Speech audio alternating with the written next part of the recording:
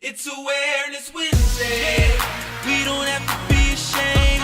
Talk about the truth, break it down, make it plain. It's Awareness Wednesday. It's Awareness Wednesday. With Pastor K. Jones, preaching the word of Jesus, we making his name known. It's Awareness Wednesday. It's Awareness Wednesday. It's Awareness Wednesday. Time to get my mind right. Time to get my life right. It's Awareness Wednesday. It's Awareness Wednesday. No time for playing games. Time to break every chain, yeah, yeah.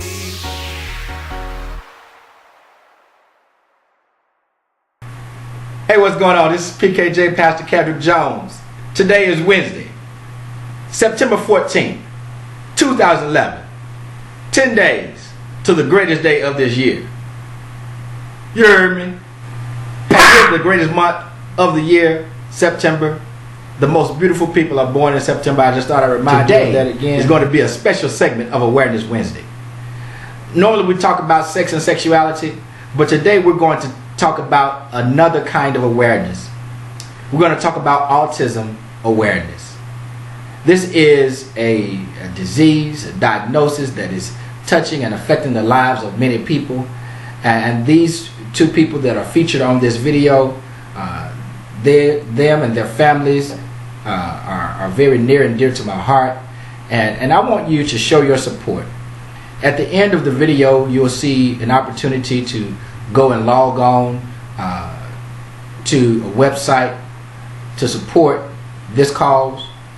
And when you go on, I want you to specifically go to Team Reese's Pieces on the website to sign up for the October 1st for autism. I want you to sign up for that. I want you to support Team Reese's Pieces.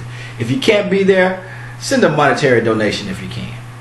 If you can't send a monetary donation, come out and support those who are participating in the walk. Hey, make a difference in somebody's life. This is talking about awareness. And when you hear these stories, I'm sure that it's going to affect you in a certain way. And you're going to be moved to want to do something. This is not, they didn't even ask me to do this. I did this because I understand that, hey, I'm blessed to have 3 healthy children. And these families, that's all they want is healthy children. And they want to find a way and to recover their children from this diagnosis. Hey, this is Helen Jones' second son, saying life is too short to play game, so keep it real. 2 fingers to the north. We out of here. Holla!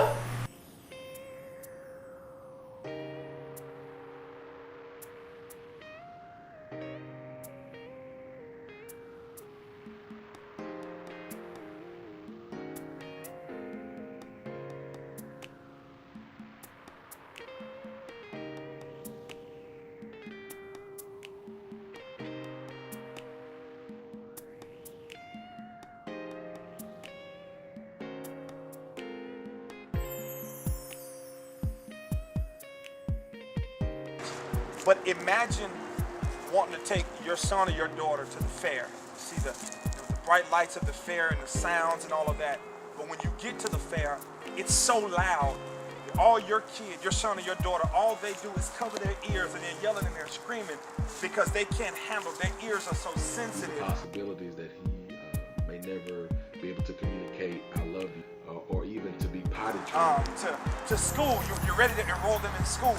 And, you know, they just kind of sit there with a blank stare on their face, or they're not able to actually, you know, say their ABCs. Or to say, I miss you, or I care about you, or to be able to speak any kind of words whatsoever. And imagine that the only way you can talk to your child and understand what they have to have the point. Just imagine that being the case for your child. That's why people need to know more about autism. We need to get the awareness out. We need to spread the word so people can know that it is affecting lives.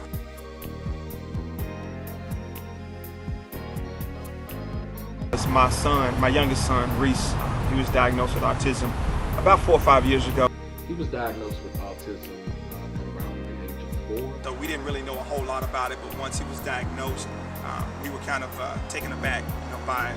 Autism is very real, and I really believe that if it had not been for Nicholas, we would still be in the dark about it. I mean, autism itself is defined as a neurological disorder that affects normal development of a kid. It's impacting 1 out of every 110 kids, but then even closer to home, it's impacting 1 out of every 70 boys. Originally, it was thought to be a speech delay, but as his doctor looked closer at him to figure out what may be wrong, she asked us if we had considered testing him for autism.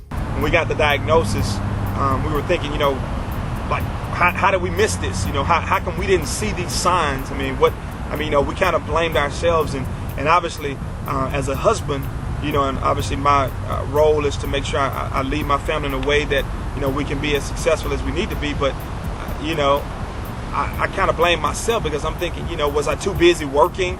Was I chasing the dollar? Was I doing this? Was I doing that? And, my youngest kid, now he's being diagnosed. So we took it kind of hard. We were devastated. We didn't really want to accept it. And we felt like it was almost like a death. Nah, I'm not gonna deal with this. No, not him. It was much tougher for me to come to grips with it as a man because this is my son. I dreamed of him, growing up and, playing sports, playing football, playing basketball, running around and just doing all those things. My wife tells people that it takes a special type of parent to raise a child with special needs. But my wife, her being the strong woman that she is, she accepted it a lot quicker. I will add to that and say it takes a great community to undergird that family and to be a support for those that are raising children with special needs. I remember talking to my mom, and one of the things she told me is that the sooner you come to grips with the fact that this is his diagnosis, the quicker you'll be able to get him some help. When you learn how to help your child, it actually makes life a lot easier and a lot better because you know how to help your child. She said that's what it's about, getting him some help, and it doesn't say that you're not walking by faith and believing that God is gonna, turn this thing around. Yeah, I believe that, from a godly perspective. Through the power of prayer, we've been able to see Nicholas kind of blossom into a popular social butterfly almost. And but every child is different, and we have to be mindful that there's not one size fits all solution for autism. It's tough, but you can get through it. Every day is a challenge, and every day presents different challenges. And even though it's difficult at times, I think it's really rewarding having a child that has special needs. We are blessed to have a child that is making improvements, even without any of the major therapies or whatnot. I encourage you to not allow your son or your daughter, if they get diagnosed, don't let that define them, because it's a diagnosis. It's a description. It just describes what they're dealing with, but don't allow that to define your son or your daughter, because if you allow that to define them, then the likelihood of you disconnecting yourself from it is very high. But I just encourage you, love your son, love your daughter, and just know that it's not the end, but it's actually the beginning. My wife tells people all the time that an autism diagnosis is not a death sentence. Your life does not end. Your child's life does not end with that type of information. There are other fathers out there that are willing to join hands with you, lock arms with you, and know that together we can make this thing happen. I encourage anyone who may not be involved to get involved with any of your local Autism Speaks organizations or support groups, because there are a lot of parents out there that need a lot of support, that need a lot of help. UAMS has a great organization, Arkansas Children's Hospital, great organizations. You can get help from them. The thing about it is that, you know, sometimes you may have to push a little bit to make sure you get what you need. But just know that there are people out there that want to help you. There's a group called Autism Speaks. We have the local Arkansas chapter. Also, Easter Seals is another great organization that's out there and they're willing to help out. Even though we are really blessed not to necessarily need those certain things, we understand the need and the benefit of having people around and available to provide whatever services that are needed, whatever helps that are needed, whatever supports that are needed to help these families that are dealing with autism. There's one thing that's out there. Once your child has been diagnosed, it's called the 100-Day Kit, and basically what it tells you, it gives you a breakdown of what you need to know the first 100 days after your child has been diagnosed with autism. I recommend you get that information and go through it thoroughly and connect yourself with as many support groups as possible so that you can know that there's other people that are out there that have got your back.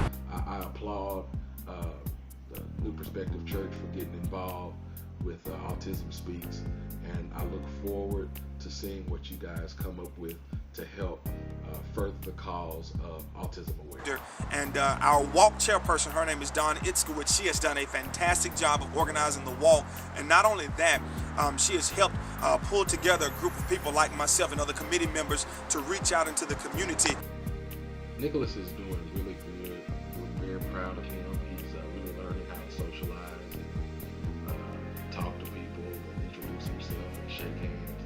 Even though we're kind of working on him looking at people when he's talking to them, but that's cool. That's just how it is. Is that after we had him and he got diagnosed, shortly thereafter we had a daughter.